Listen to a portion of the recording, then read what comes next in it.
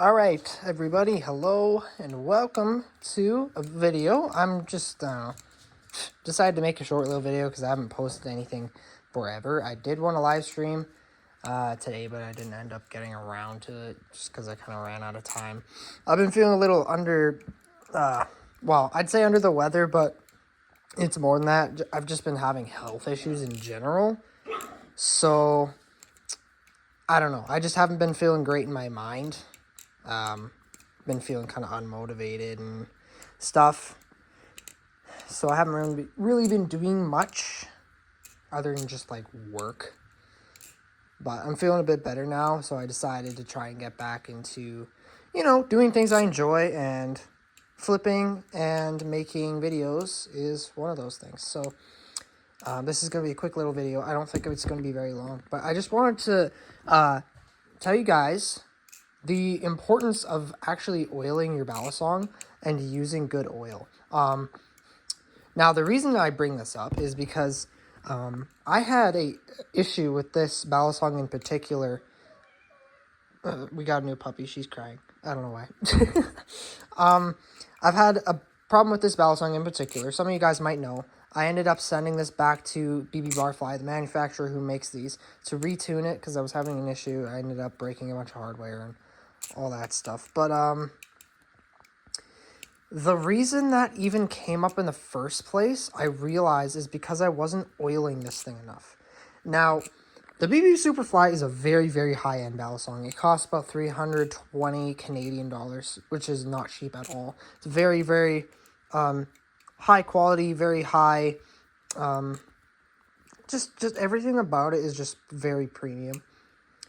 And that being said, just because a balisong is really expensive and has amazing tolerances and is machined very well does not mean you're not going to have any issues with it.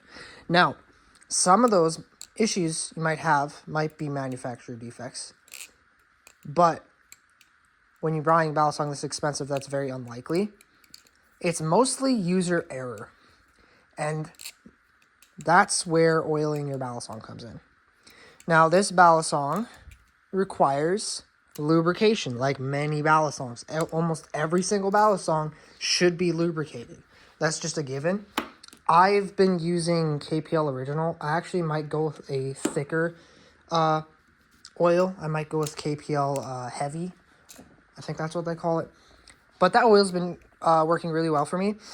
And the reason why it's so important to oil your balisong is, one, you're going to have much better tolerances, and two, you decrease the risk of your pivots loosening up. And that's what was happening to me. What would happen is I wouldn't oil this thing enough or frequently enough, and then I'd just continue to flip it, and then my pivots would back out. And I'd think, oh, it just needs some oil. I guess I'll just lubricate it. I'd oil it, and I'd still have tap. And tap is basically when the blade contacts the inside of the handle when you shake it like this. And it was very, very frustrating because I kept oiling it and I kept having issues. So I ended up trying to crank my pivots and everything and, retighten them. And I was using the wrong tool, ended up breaking a bunch of hardware, and that's why I had to send it back to the manufacturer so he could look it over, make sure everything was okay, and I didn't mess anything up on it. Once I got it back, I started to have tap again, and I was like, oh crap. So then what I did, I got a proper tool, and I retightened my pivots, lubricated it, and it was great.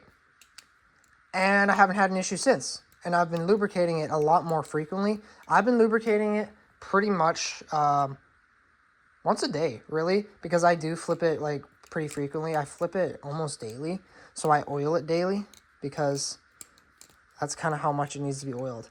When you're flipping a balisong, very often, it needs to be oiled very often. Same thing goes with, taking it apart, cleaning it out and everything. Depending on how dirty it gets, you should be taking it apart and actually cleaning the pivot area, because gunk gets in there and it does mess with your tune, and you will get tap, you will get excessive play. The other thing too is, if you're not oiling your balisong, your washers will wear out faster, and those are consumable, so you will need to replace those eventually, but they usually last like 2 years if you're oiling it enough. If you don't, they're just going to wear out really fast and you're going to get really bad tolerances. So it is very important to oil your balisong if you want to have good tolerances and you want to keep it from, you know, getting tap and play and just like overall just like feeling like garbage. So it is important. And it also is important what oil you use. If you're just using WD-40, WD-40 sucks for oiling balisongs because it actually creates this gunk which gets in the washers and it actually makes the tune worse. It's just not good. So if you are going to oil your balisong, please get proper oil. Get KPL or Nabali's has good oil now that you can get. I haven't tried it yet, but I have some on the way. There's also Carbon Honey I've heard is really good. But KPL is mostly the go-to for almost everybody in the hobby. So KPL is pretty good. It's used for basically every knife in existence. So go get yourself some proper oil. Oil your balisong, please. I see way too many people just not oil their balisongs. And their balisong is just super, super rattly and has tap. But they just keep flipping it because they don't care. It flips so much better when you have decent tolerances and it's oiled and there isn't any play. It's so much more enjoyable. You think you enjoy your balisong now? Oil it, retighten your pivots, oil it, and just, it's so much better. Anyways, so, yeah. Just wanted to let you guys know. Oil your balisong, please. Please do it. I will come for you in the night. Okay? Anyways, I'll see you guys later. Bye-bye.